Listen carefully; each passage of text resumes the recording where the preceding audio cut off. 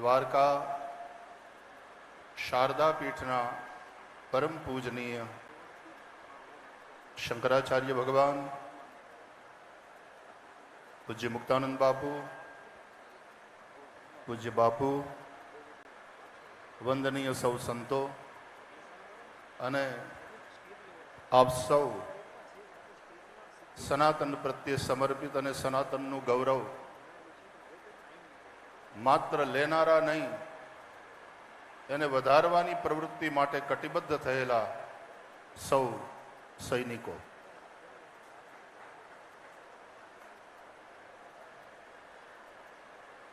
અહીંયા જે સર્ટિફિકેટ આપવામાં આવ્યું પૂજ્ય शंकराचार्य भगवान द्वारा,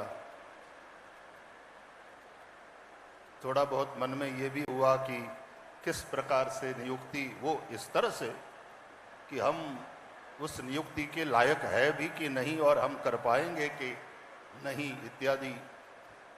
लेकिन मुझे लगता है कि ये सर्टिफिकेट नहीं है, ये जिम्मेदारी कि तमारे आ काम करवानुं छे। आम तो व्यासपीठ ऊपर बैठा एटले भगवान वेद व्यास जी की आज्ञा है, गोस्वामी तुलसीदास जी ने अपनी ऋषि परंपरा की आज्ञा है, पण एमां शंकराचार्य पीठ ज्यारे वाहू थाबड़े ने एम कहे कि बहु सरस करी रह्या छो ने चालू राखो, आ वाहो थाबड़्यो भगवान शंकराचार्य पीठ द्वारा एवा भावथी अमना आशीर्वादथी जे जवाबदारी अथवा तो जवाबदारी पण शुं, आम तो ये जीवन थई गयुं छे। पूज्य बापू कहे एमनी वातमां कि कथा पछी अमने न होय तो थाक लागे। घणीवार लोको एम कहे, खास करीने विदेशनी ज्यारे यात्रा होय अने घणीवार एक दिवसे कथा शुरू थवानी होय तो कोई एम के जेट लेग हशे, तमे थोड़ो आराम करी लो, पण अमे सामान्य रीते एम कहीए के ई आरामनी जग्याए ज जईए छीए। व्यासपीठ पर जवुं ए ज अमारे माटे आरामनी जग्या छे। गोस्वामी तुलसीदास जी पण ज्यारे एना माटे थईने पायो परम विश्राम कहता होय त्यारे विश्राम स्थानमेकम कविवर वचसाम, ए विश्राम स्थान ही है।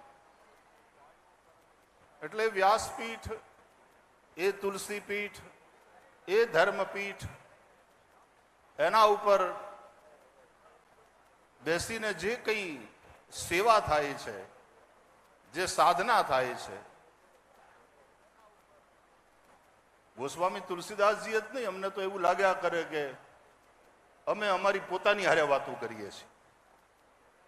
जेम तुलसीदास जी पोताना मन ने कथा संभळावी, एमां सनातन धर्म रक्षक एनो बापू एक अर्थ हूँ एवो करूँ के सौथी पहला वेला तो आपणे आपणा धर्मनी एटला निज धर्मनी रक्षा करवानी कि हूँ मारा आचरण ने बराबर जोतो रहूं, मारा धर्मनी हूँ रक्षा करूँ छूं के नहीं, मारा कर्तव्यनु हूँ बराबर पालन करूँ छूं के नहीं।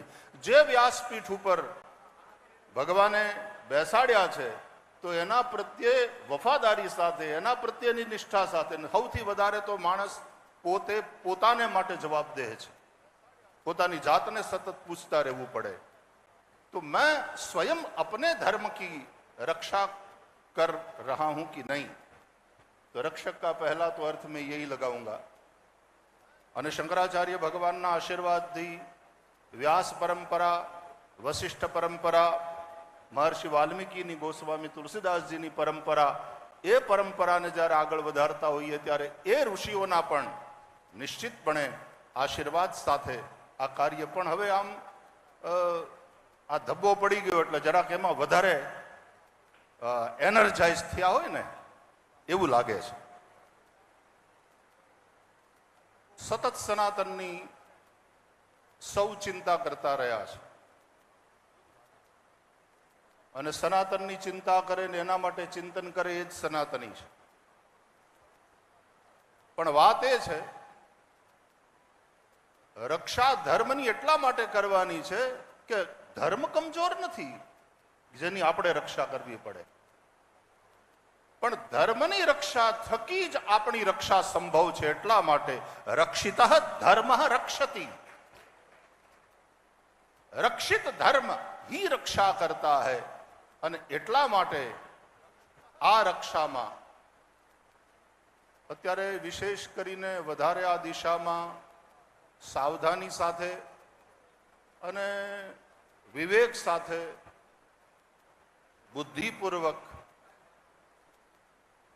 આવેશની રીતે નહીં પણ પૂરા ભાવ, શ્રદ્ધા અને સમર્પણ સાથે આની અંદર લાગવાની એટલા માટે જરૂર છે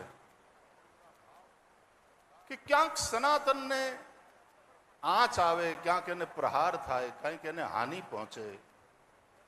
ઘણીવાર હાનિ પહોંચાડવાનો સામેવાળાનો ભાવ હોય જ, એવો આપણે આક્ષેપ ન પણ કરીએ, પણ પહોંચે છે એ હકીકત છે. ઘણીવાર બાજુમાં માણસ બેઠો હોય અને વારે ઘડી એવી રીતે ટેકો લેતો હોય, એની કોણી આપણને વાગતી હોય, એ આપણને ઠોહા મારવા માટે જ બેઠો છે એવો કદાચ આપણે અર્થ ન લઈએ, પણ ઠોહા વાગે ત્યારે કેવું તો પડે કે બાપા હરખો બેસ, જરાક સંભાળીને બેસ.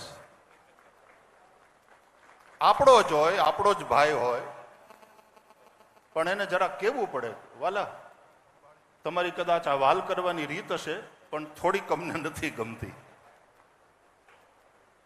એક વાત મેં હંમેશા કહી છે, અહીંયાથી ચૈતન્ય મહારાજે પણ વાત કરી, સનાતનની ગંગા એના કેટલાય ઘાટ છે. આ સંપ્રદાયો એ આપણા આચાર્ય મહાપુરુષોએ બાંધેલા ઘાટ છે આ સનાતનની ગંગાને કાંઠે, એટલા માટે કે આપણને સગવડ રહે નાવાની, એમાં ઉતરવાની. ઘણીવાર ક્યાં કેટલું પાણી ઊંડું છે એની ખબર ન પડે, સગવડ રહે એટલા માટે એક ઘાટ નિંબાર્કાચાર્ય ભગવાને બાંધ્યો, એક ઘાટ રામાનુજાચાર્ય ભગવાને બાંધ્યો, અને એ દરેક સંપ્રદાયનું નામ આપીને આપણે કેવી સગવડ કરી રાખી આપણા આચાર્ય મહાપુરુષોએ કે અહીંયા નાવ, અહીંયા સ્નાન કરો. આપણે કાશીમાં જઈએ છીએ તો 80 ઘાટથી લઈને 81 કરતા વધારે ઘાટ ત્યાં ખાલી વારાણસીમાં છે. પણ ઘાટોની શોભા, ઘાટોનું મહત્વ ગંગા થકી છે. गंगा के घाट होते हैं, घाटों की गंगा नहीं होती. गंगा के चलते घाट है, गंगा के चलते घाट की महिमा है. और जे दिवसे गंगा घाट ने छोड़ी दे,